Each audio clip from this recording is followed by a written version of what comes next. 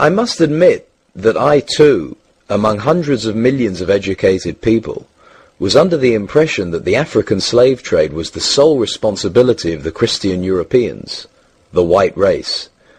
That is, until I started exploring the subject in greater depth, and especially after reading an incredibly enlightening book called The Legacy of Arab Islam in Africa by John Alambila Azuma. My whole perspective and understanding has changed dramatically, and I would like you to tell us more about this subject. The success of Muhammadan Islam in deceiving, misinforming, deforming, and contorting both history and reality over a period of almost 1400 years has been astounding. That is, until now.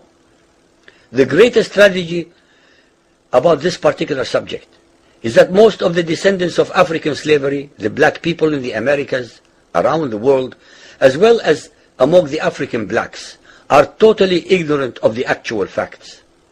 Before we lose the concentration of our listeners, I would like to make the following statement and then prove it. That the worst, most inhumane and most diabolical institution of the black African slave trade was initiated, refined, perpetrated, and implemented by the Mohammedan Arabs and later aided and abetted by the black converts to Mohammedan Islam. I predict that, as usual, the two subcultures, those of denial of facts and of political correctness, will attack us without once disproving a single statement and or conclusion that we make. Slavery was not created by the white races, because it has existed throughout human history and practiced by every tribe, culture, civilization, racial group, and religion. In fact, the very word slavery has its root in the name Slav, based upon the Slavic peoples of Europe who were subjugated by other Europeans. It is not common knowledge that the Arabic word abd is synonymous with the meaning of slave. For example, Abdullah means literally the slave of Allah, and that in the language of the Arabs, all black peoples are called abid, plural, for slaves.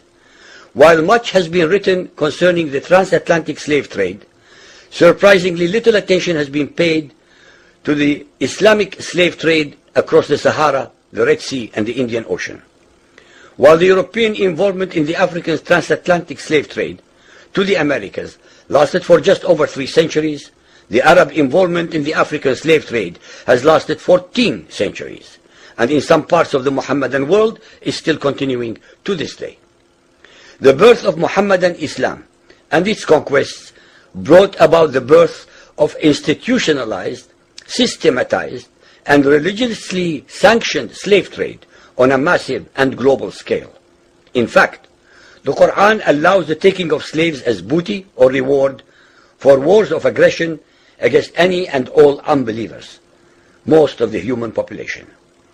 This has led to an enormous number of so-called holy wars, jihad in Arabic. There was and is absolutely nothing holy about these wars, which are primarily to plunder, slaughter, rape, subjugate, and rob other human beings of their wealth, produce, freedom, and dignity. Mohammedan Muslim states and tribes attacked other non-Muslim groups to achieve these objectives. Although Islamic jurisprudence laid down regulations for the treatment of slaves, however, incredible and heinous abuses have occurred throughout the history of Mohammedan Islam. By the Middle Ages, the Arabic word abd was in general used to denote a black slave, while the word mamluk referred to a white slave.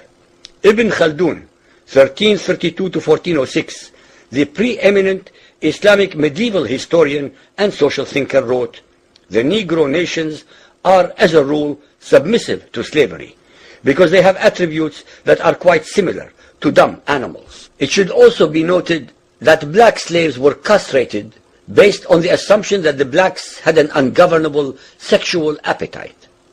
When the Fatimid Caliphate came to power in Egypt, they slaughtered all the tens of thousands of black military slaves and raised an entirely new slave army. Some of these slaves were conscripted into the army at age 10.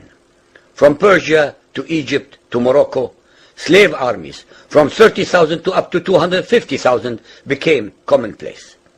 The Islamic slave trade took place across the Sahara Desert, from the coast of the Red Sea, and from East Africa across the Indian Ocean. The Trans-Sahara trade was conducted along 6 major slave routes.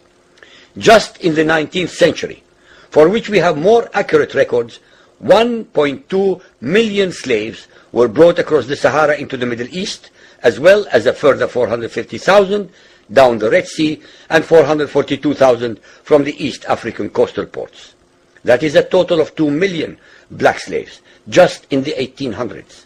At least 8 million more were calculated to have died before reaching the Muslim slave markets. A comparison of the Islamic slave trade to the American slave trade reveals some extremely interesting contrasts. While 2 out of every 3 slaves shipped across the Atlantic were men, the proportions were reversed in the Islamic slave trade. 2 women for every man were enslaved by the Muslims. While the mortality rate of slaves being transported across the Atlantic was as high as 10%, the percentage of slaves dying in transit in the Trans-Sahara and East African slave market was a staggering 80 to 90%. While almost all the slaves shipped across the Atlantic were for agricultural work, most of the slaves destined for the Muslim Middle East were for sexual exploitation as concubines, in harems, and for military service. While many children were born to the slaves in the Americas, the millions of their descendants are citizens in Brazil and the United States today. Very few descendants of the slaves that ended up in the Middle East survived. While most slaves who went to the Americas could marry and have families, most of the male slaves destined for the Middle East were castrated, and most of the children born to the women were killed at birth. It is estimated that possibly as many as 11 million Africans were transported across the Atlantic, 95% of which went to South and Central America, mainly to Portuguese, Spanish, and French possessions. Only 5% of the slaves ended up in what we call the United States today. However, a minimum of 28 million Africans were enslaved in the Muslim Middle East. Since at least 80% of those captured by Muslim slave traders were calculated to have died before reaching the slave markets, it is believed that the death toll from 1400 years of Arab and Muslim slave raids into Africa could have been as high as 112 millions. When added to the number of those sold in the slave markets, the total number of African victims of the Trans-Saharan and East African slave trade could be significantly higher than 140 million people.